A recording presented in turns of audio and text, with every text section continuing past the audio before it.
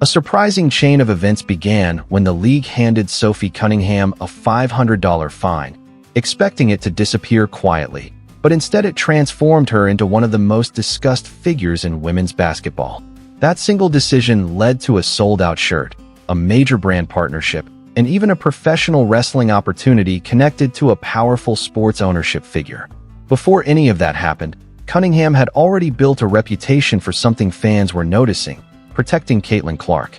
After 6 seasons with the Phoenix Mercury, she joined the Indiana Fever as a 7-year veteran, entering a completely different role beside a rookie carrying enormous attention and pressure. Rather than creating tension, Cunningham embraced the responsibility and quickly became someone fans watched closely. Throughout the season, clips showed her stepping between Clark and opponents, helping after tough fouls, and taking contact that seemed to go unnoticed. Those moments were small individually, but together they created a powerful story among Fever supporters. So when a major incident finally happened, it did not feel sudden to those who had followed her closely. It felt like the moment that revealed what they already believed. That moment came on June 17th against the Connecticut Sun, when Clark had already taken a hit near the eye and was still battling through the game. As the situation intensified, Cunningham stepped in without waiting for a whistle, taking Sheldon to the ground and accepting the ejection that followed. Both players were removed with less than a minute left, but the impact reached far beyond the arena.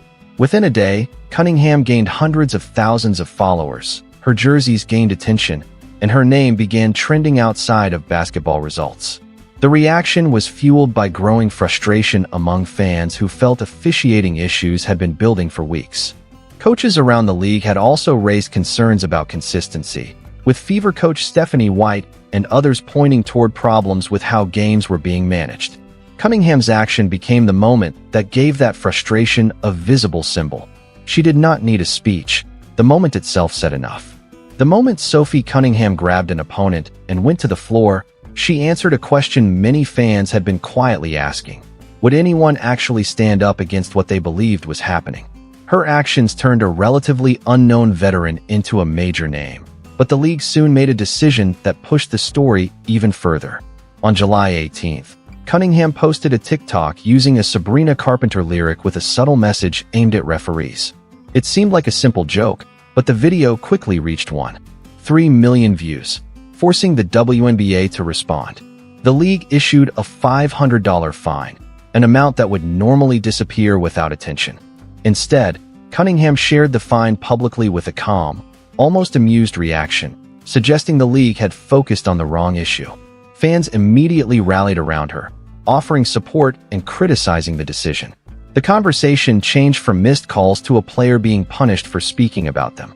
That shift gave the situation a much bigger impact.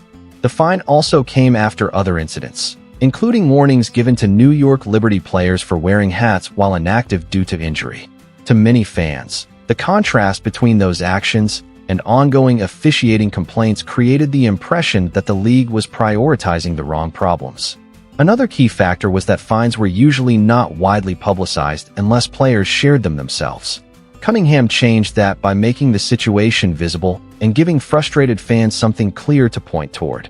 The fine was meant to send a message, but it created a much larger conversation instead. And Cunningham was only getting started. Next came Barbie Night at Gainbridge Fieldhouse, a promotional event designed to bring fun, energy, pink decorations, themed giveaways, and a memorable atmosphere before everyone moved on when the Fever hosted the Chicago Sky.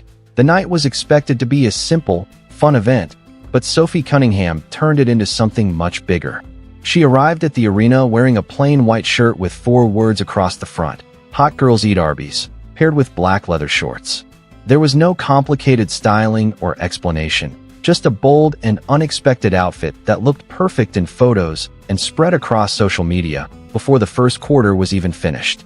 The image went viral almost instantly, but the real reason it connected was the story behind it.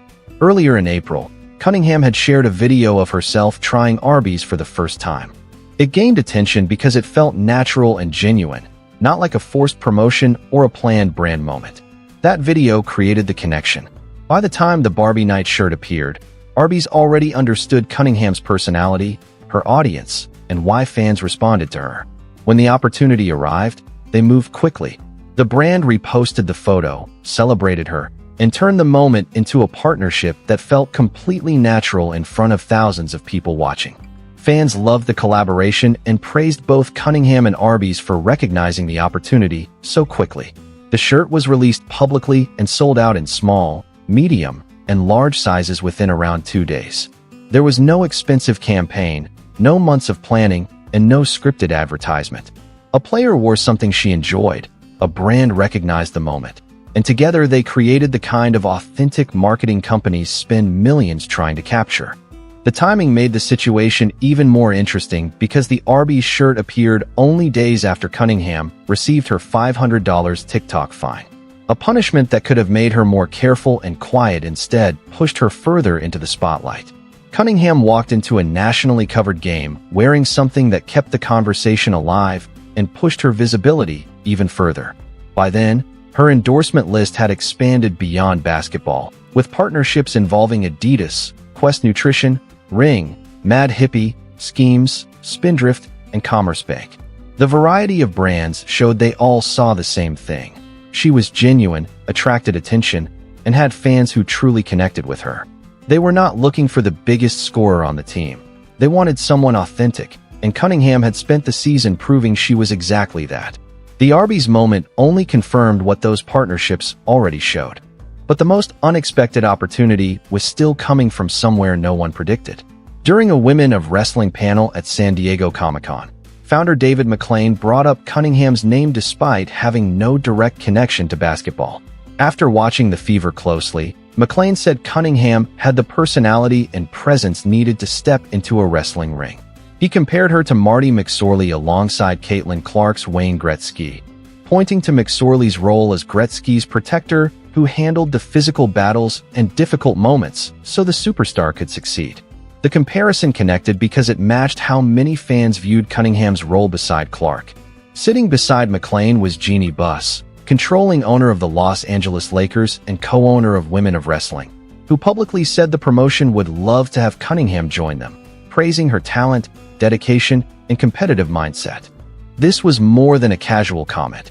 It was a real invitation from one of sports' most recognized ownership figures.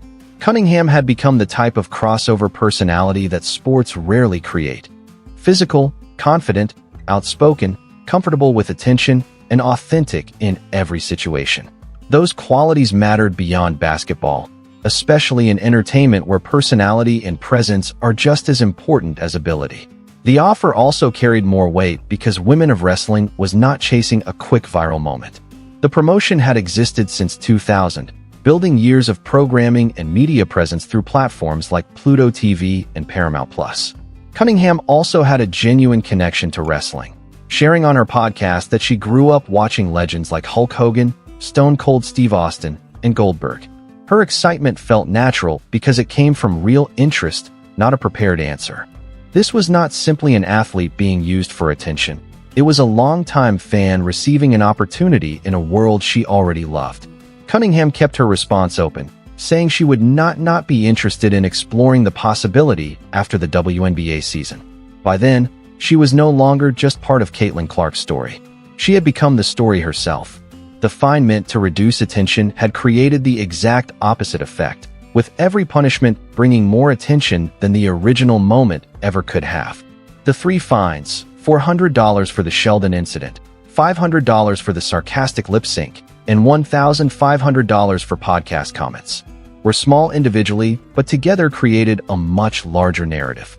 Fans began seeing Cunningham as a player being punished for the exact qualities they admired most: protecting teammates, speaking honestly, and showing personality. The league's traditional approach of quietly issuing fines and moving on was built for a different media era. In Cunningham's case, every attempt to control the story only made the story bigger. The league's traditional strategy of quietly handling discipline can work when players have limited ways to communicate directly with fans. But that approach becomes much harder when a player has a phone, a large audience, and the ability to instantly share the details of a fine before officials can even prepare a response.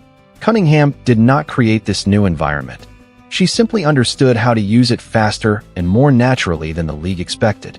Throughout the season, other players watched her approach. She was open, slightly humorous, and completely public without relying on anger or unnecessary controversy.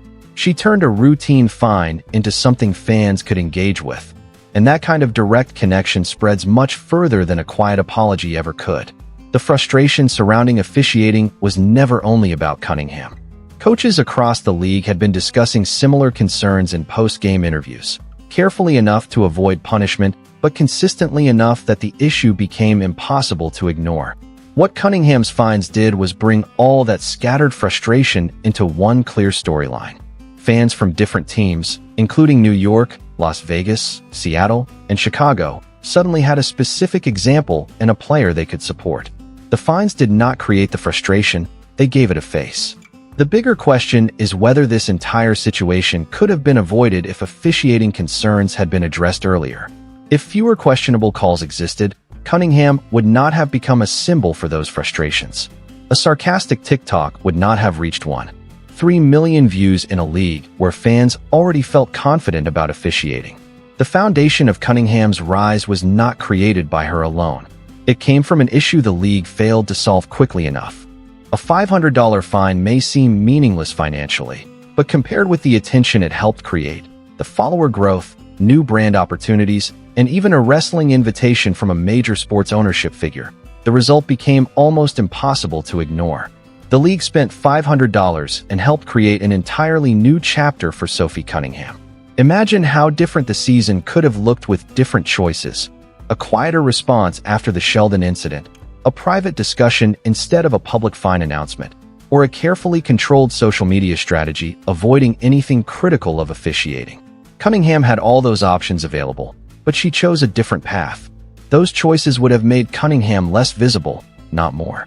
They would have removed the exact moments that transformed her into one of the most recognized personalities in women's basketball this season. Instead, she repeatedly chose a different path. It did not appear to come from some carefully designed strategy or a formal plan. It came from instinct, from being willing to say what she believed, accept whatever followed, and find the entire situation slightly ridiculous in a way fans connected with. A sold-out Arby's shirt, a national brand partnership that appeared in real time, an invitation into professional wrestling from one of the biggest names in sports ownership, and a fan base that grew stronger after every punishment all came from one unexpected source. A $500 fine that someone in a league office likely believed would quietly disappear. But it did not disappear. The story continued growing, and Cunningham never intended to become an example of how modern athletes challenge institutions through social media. She simply refused to stay silent when she saw her teammate taking hard hits that were not being addressed. She spoke up, received a fine, and then spoke about that as well. That honesty, confidence, and ability to laugh at the situation created a connection that no sponsorship or wrestling opportunity could fully explain. It also revealed something important about where women's basketball is heading and the types of personalities who will shape its future. The $500 fine was meant to close the chapter. Instead, it became the moment that made the story impossible to ignore.